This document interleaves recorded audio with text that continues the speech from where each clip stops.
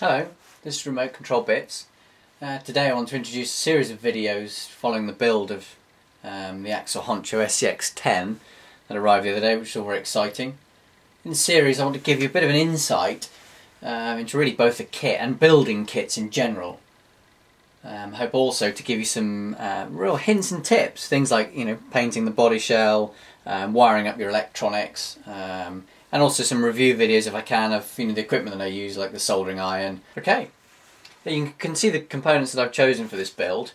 I may add some other bits as we go along, but these are the basic components you'd need to complete the kit, other than a battery, a receiver, and then obviously a transmitter. We've got the main kit, the SCX10 Honcho, which we'll unbox in a minute. The electronics, the Motor ESC that I've chosen is the Team Tekin FXR combo with a 35 turn motor.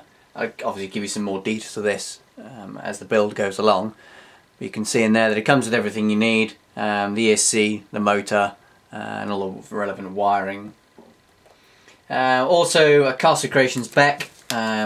Some of you will be aware of these. I can talk about these more when we do the build, but it's really to regulate the power when you're drawing high current with your ESC and your servo. Servo that I've gone for is the Traxxas. It's the 2075. If you look on it, it is waterproof and it's a digital high torque bearing servo, so very good for this application. The connectors I've gone for are a Traxxas style connection, which has proved to be more reliable than the standard Tamiya connections and will handle a greater current. Paints, two types that I've gone for. One really for the body, which is the Tamiya PS series of colours. You can see I've chosen 3 complementary colours there. And also then the fast finish from Fast Trax, which I've gone for the chrome finish, which I'll use for either some body detailing, but really mainly for the light buckets for when I fit the LEDs. With all these components, I'll try and list in the description for this video all their part numbers so that at least you can find them. And these have all been readily sourced over here in the UK. Okay, let's move on to unboxing the kit. Okay, let's have a look inside.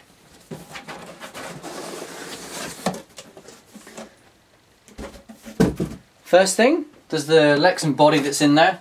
Comes in 2 parts with the Honcho. There's the main body and cab, because this has got like a cage at the back. There's the sort of checker plate finish. First thing you'll notice is that the bags are all marked.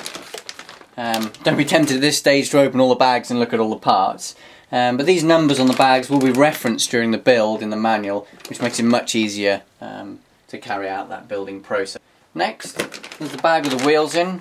5 wheels, yeah, there's 5 wheels on the Honcho. One of them sits up at the back on the flatbed.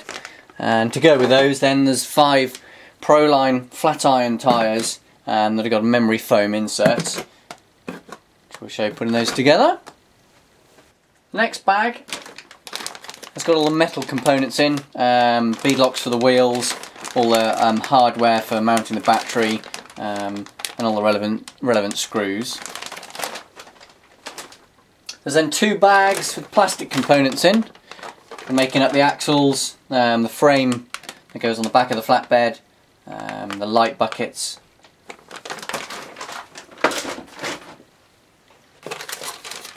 Then the chassis rails, which are metal, C-section, which is where we're going to build the truck on. And finally, a miscellaneous bag that's got the all-important manual in, decals and stickers, the greases, thread lock, and relevant bits that you'll need. You'll also notice there that there's the masking for the windows when we come to paint the body. Best advice I can give you now is to take your time, really familiarise yourself with the manual and each of the parts that are here.